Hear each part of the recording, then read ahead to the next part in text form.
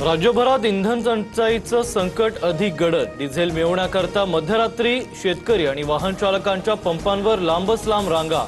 इंधन साठा संपल्यानं अनेक ठिकाणी नो स्टॉकचे फलक। खरीपाच्या तोंडावर बळीराजा दुबार संकटात।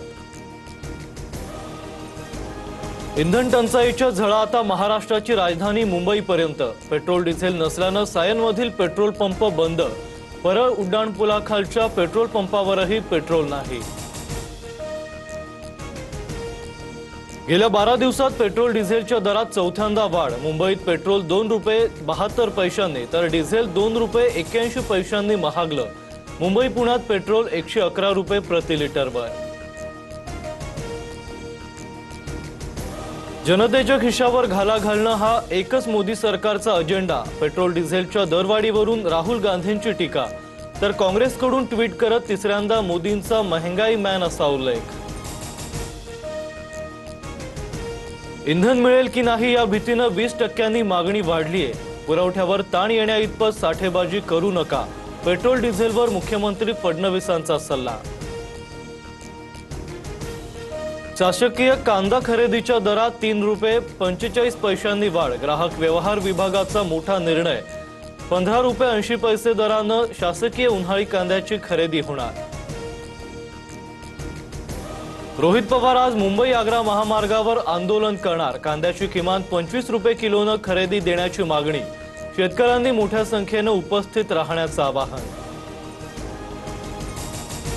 राज्यभरात मान्सूनपूर्व पावसाच्या सरी। छत्रपती संभाजीनगरसह वर्धा, लातूर, अमरावती, धाराशिव, सोलापूर, आष्टीमध्ये वादळी वाऱ्यासह जोरदार पाऊस। शेती पिकं आडवी तर काही भागात घरांचंही नुकसान। विदर्भात पुढील 9 दिवस उष्णतेचा अलर्ट। चंद्रपूरच्या ब्रह्मपुरीत देशातलं सर्वाधिक 47.2 अंश सेल्सिअस तापमान तर अमरावतीत 2 दिवसात उष्माघाताचे 3 बळी। टीसीएस प्रकरणात एमआयएम नगरसेवक मतीन पटेलची एसआयटी चौकशी। वरिष्ठ अधिकाऱ्याकडून एमआयएम नगरसेवक मतीन पटेलवर प्रश्नांची सरबत्ती। मतीननं घर मालकाकडून चावी निदा खानला दिल्याचा जबाब।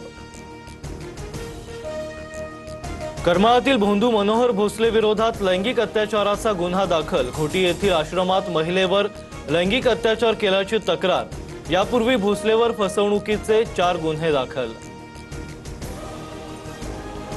नीट पेपरफुटी प्रकरणात लातूरच्या 5व्या डॉक्टरची चौकशी। लातूर शहरातल्या औसा रस्त्यावर या डॉक्टरचं हॉस्पिटल तर नीट परीक्षेनंतर नोट्स आणि इतर कागदपत्र रद्दीत विकल्याचं 2 डॉक्टरांच्या चौकशीत समोर। राष्ट्रपती द्रौपदी मुर्मू यांच्या हस्ते राष्ट्रपती भवनात पद्म पुरस्कारांचं वितरण।